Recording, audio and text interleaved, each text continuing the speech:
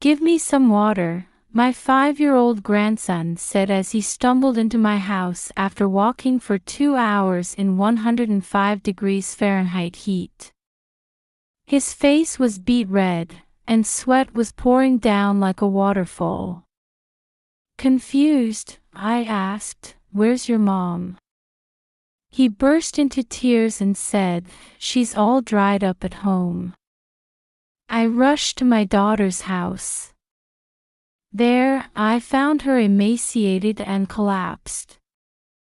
I quickly embraced her unresponsive body and called an ambulance, crying.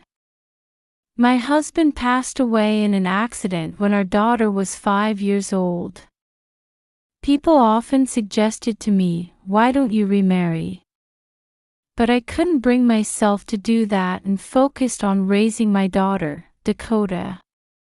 She married a man named Ian when she was 29. While I felt relieved that my duty was somewhat complete, something bothered me. Ian seemed to care for Dakota very much, but it felt a bit excessive. After their marriage, the couple rented a house about a 20-minute drive from our place. Within 6 months, Dakota announced her pregnancy. I was overjoyed at the thought of becoming a grandmother and couldn't wait to meet my grandchild. When Dakota was about 8 months pregnant, I visited her house. She seemed to be deep in thought, her brow furrowed. "Why the long face?" I asked, worried. "Ian's job includes night shifts, right?" I started thinking about what I'd do if labor started when he wasn't around, and it scared me. It was her first pregnancy, so I suppose once she started thinking about it, one worry led to another. "I understand why you're anxious. Hey, why don't you come stay with me when you're close to your due date?" "Of course, only if Ian agrees." I thought my presence might ease my daughter's mind a bit. I glanced at Ian as I made the suggestion. Ian immediately frowned. "That's out of the question. This is exactly when a couple should be together and support each other." He raised his voice more than I'd ever heard before. "It's okay, I don't need to go back home. I have things to take care of here." Dakota quickly smoothed things over. But Ian glared at me and muttered, "Don't say unnecessary things just because you want to be with Dakota." From the time they were dating, Ian's love for her seemed heavy, or rather, he appeared to dote on her excessively. He would get incredibly worried if he couldn't contact Dakota for even a short while, and he called me more than once or twice about it. However, Dakota didn't seem to find it stifling, so I thought if they were happy, there was no problem, and I watched over them. Dakota reached full term and ended up not coming to stay with me. As luck would have it, her labor started on Ian's day off, and she gave birth safely. The baby had been shy in the womb, hiding the important parts with its feet, so we didn't know the gender until birth. A healthy baby boy was born, named Ethan. He's adorable. "Dakota, you really did well," I said words of encouragement to my daughter as she lovingly held her child when I visited the hospital. However, when I looked to the side, Ian had an unhappy expression.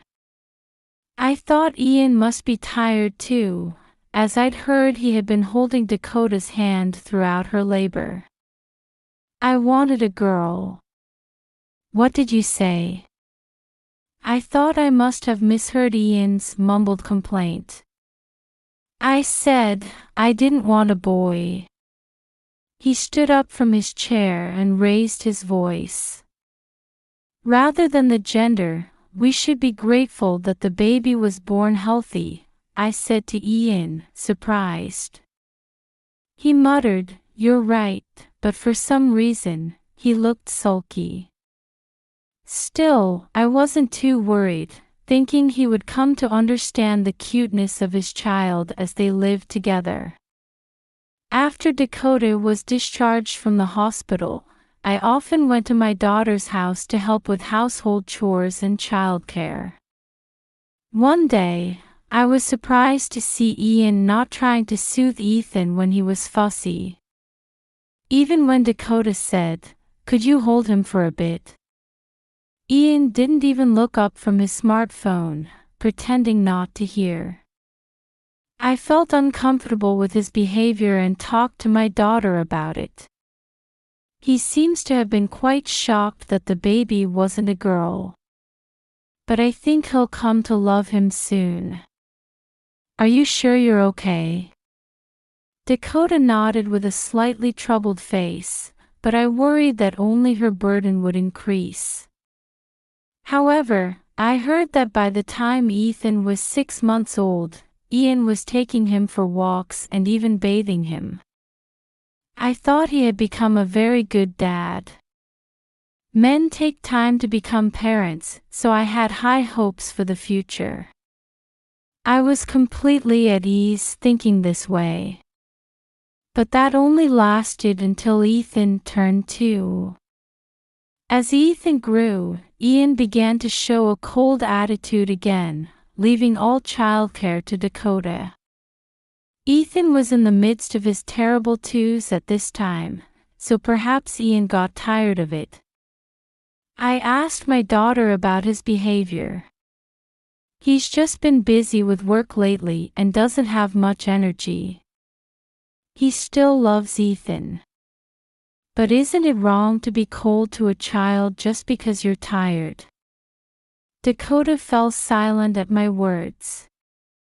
After a while, she mumbled sadly, "But Ethan loves Ian so much." Seeing her like that, I thought it wasn't good to interfere too much in my daughter's family affairs. She must have her own thoughts and considerations. From then on, I decided to only answer when asked for advice and otherwise just watch over them. Ethan grew up steadily and soon turned 5. During this time, Ian remained unchanged, seemingly indifferent to Ethan. Despite this, Ethan grew into a straightforward and kind child, always helping his mom. After Ethan's 5th birthday, there was a period when I couldn't see them for a while due to my poor health or Dakota's circumstances. Then, one day in August, it happened. The weather forecast said the temperature would rise to 105 degrees Fahrenheit, making it an extremely hot day. Thinking it was too hot to go out, I finished my housework and was drawing postcards, my hobby, in an air-conditioned room. Suddenly, I heard a knocking sound from the direction of the entrance. I thought it might be my imagination, but I decided to check anyway. When I opened the door, to my surprise, there stood Ethan. His face was bright red, and sweat was pouring down like a waterfall. "What's wrong? Can I have some water?" I quickly brought him inside and gave him water to drink. While wiping his sweat with a towel, I listened to his story. He had walked from his house to mine, a distance that would take 2 hours for his little legs. I walked in the shade under the trees, and I drank water at the park, so I'm okay, he said. But there's no doubt it was dangerous. "Where's your mom?"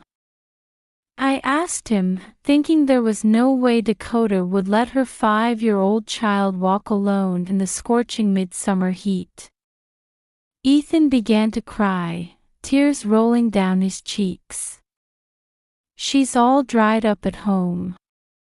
She stopped moving. Grandma, please help." I couldn't understand the situation, but from Ethan's behavior as he tried to pull me outside, I sensed that something was seriously wrong. I decided to rush to my daughter's house immediately. As I drove the car, I tried to get more details from Ethan. He began to tell me something surprising. Although it was hard to believe at first, I drove with the sole intention of getting to Dakota as quickly as possible. When we arrived at my daughter's house, I let Ethan lead me to where Dakota was supposed to be. There, I found her lying on the living room floor, emaciated and covered in bruises. "Dakota, are you okay?" There was no response to my call, and I hurriedly called an ambulance. At the hospital, the doctor who examined my daughter's condition had a grim expression. All I could do at that moment was pray that she would survive. I tried to call Ian to inform him about Dakota's situation, but he didn't answer no matter how many times I called. When I asked my grandson, he said Ian had been gone for about 2 days. What on earth was happening to my daughter's family? And anger welled up inside me towards the person who had done this to her. I felt I had to get to the bottom of this, so I sprang into action. The next day, I waited in front of Ian's workplace for him to come out. I had called his company in the morning when I still couldn't reach him, and they told me he was already at work. A few minutes after the end of the workday, he came out. "Ian, do you have a moment?" As soon as he saw me, Ian made a very annoyed expression, but I ignored it and approached him. "I can't get in touch with my daughter. Do you know anything?" "Huh? Oh, she's fine. She said she doesn't like you because you're too pushy. Did you have a fight or something?" He answered nonchalantly with a composed demeanor. Of course, I knew this was a lie, having seen my daughter's condition the day before. If he was going to respond like that, I decided to play along. I pretended to be shocked. "You interfere too much with Dakota. Isn't it because you're the kind of mother who calls me repeatedly and even shows up at my workplace just because you can't contact her for a little while?" Ian said dismissively, looking down on me, and started to smirk. I looked him straight in the eye. "I know everything." "Huh? What are you talking about?" "Ethan walked to my house yesterday in the heat. He said he wanted help for his mom. Then I told him about how Dakota was found collapsed, emaciated, and covered in bruises. That's terrible. Maybe a burglar broke in while I was away." Ian feigned surprise with an exaggerated voice and looked at my face. "Oh. But Ethan said his dad hit his mom and left," I quickly retorted. Ian's expression hardened. Yes, it was Ian who had done such a terrible thing to Dakota. That was the surprising truth that Ethan had revealed to me in the car. Other employees coming out of the company were glancing at our conversation, wondering what was going on. Of course, this wasn't a coincidence. I had intentionally been talking about Ian's actions loudly enough for others to hear. Noticing this, Ian glanced at me while scratching his head. "What are you talking about? Did Ethan say that?" "He sometimes says nonsense things. You shouldn't take it seriously." Ian raised his voice, perhaps trying to appeal to those around us, in an exaggeratedly surprised tone. You did it, didn't you? I know everything now. How could I, who loves my wife, do such a thing?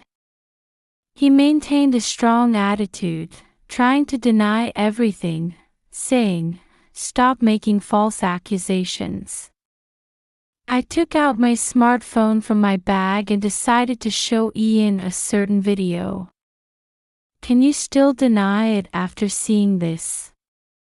He stood with his mouth agape, unable to take his eyes off my smartphone screen. The video showed scenes of Ian being cold towards Ethan and throwing hurtful words at him. "Damn. You still had this video?" he muttered in surprise.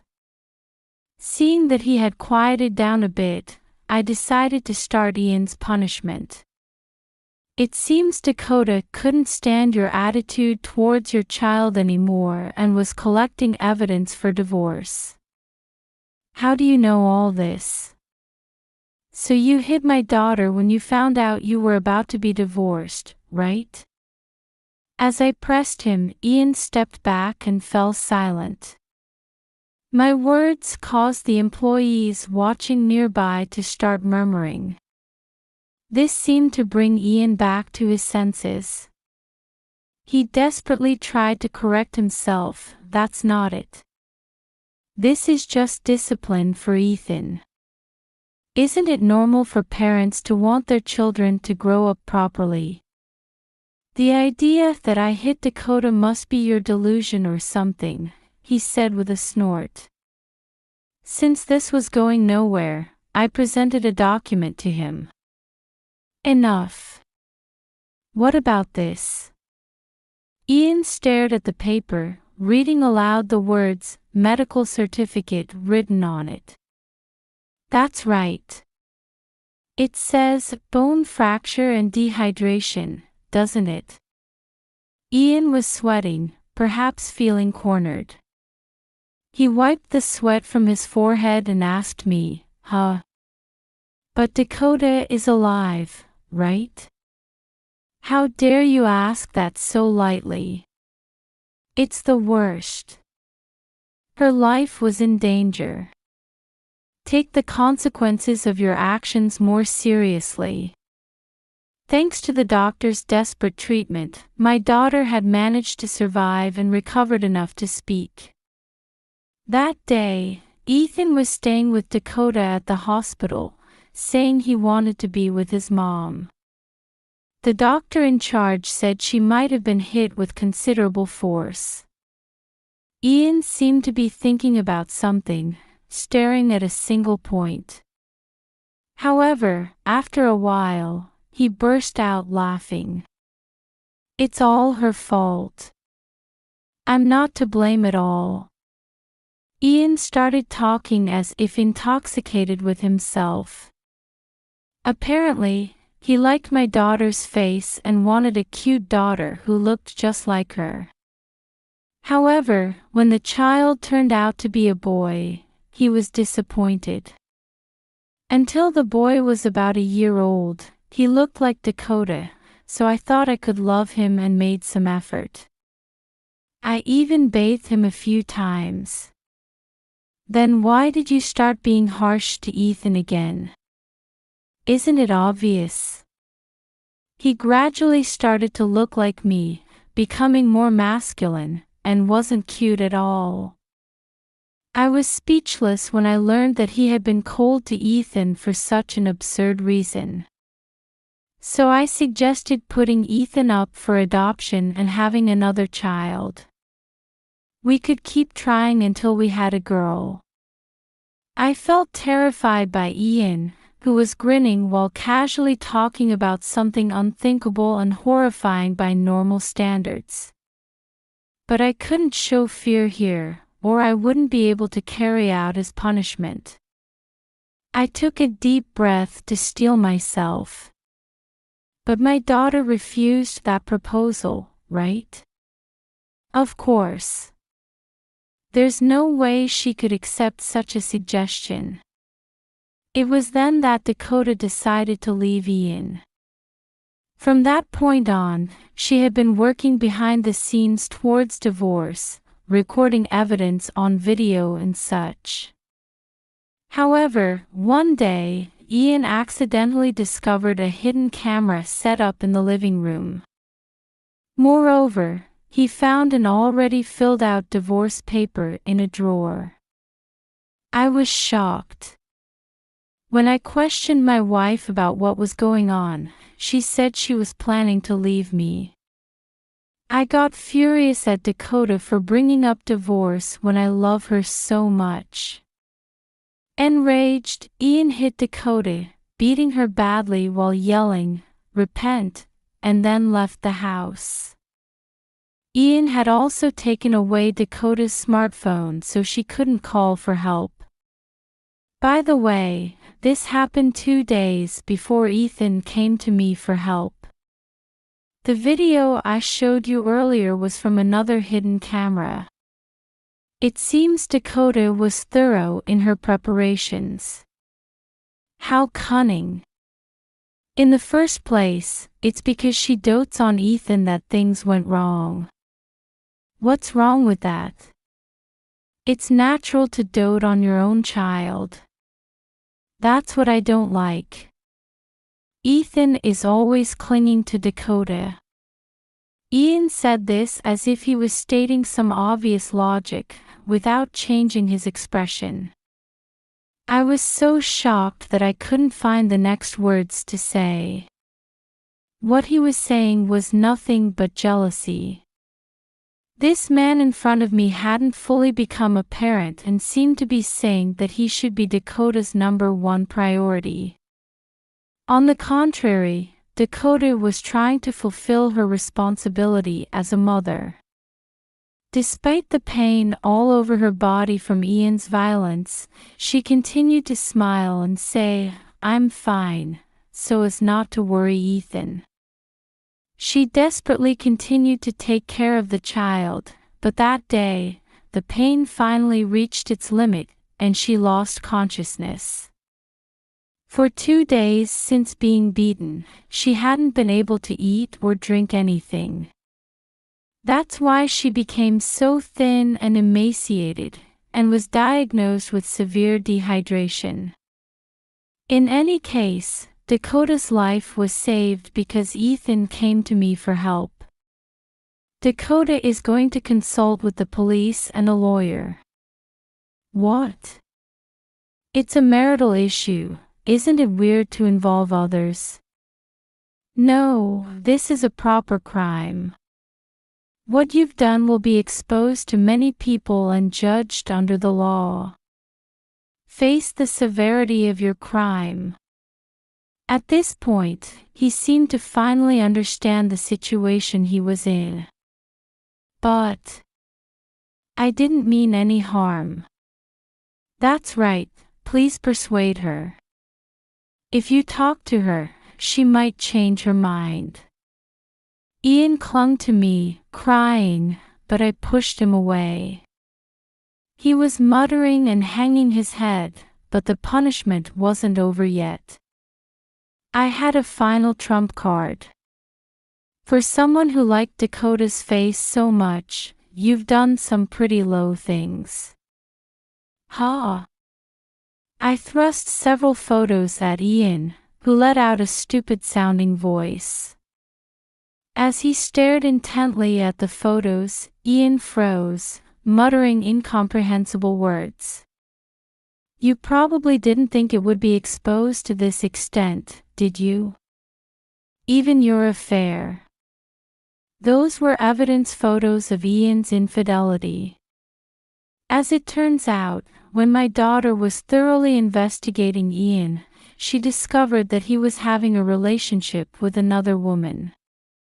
Thinking it would be important for the divorce, she made sure to keep it as evidence. After you hit Dakota and left, you went to that woman's place, didn't you?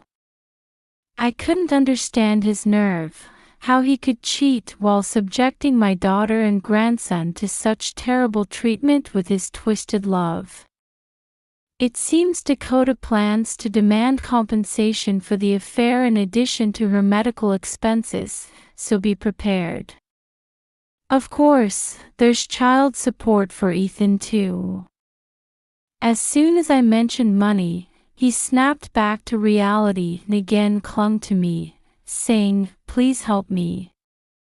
But I had nothing more to say to him, so I ignored him and left the scene.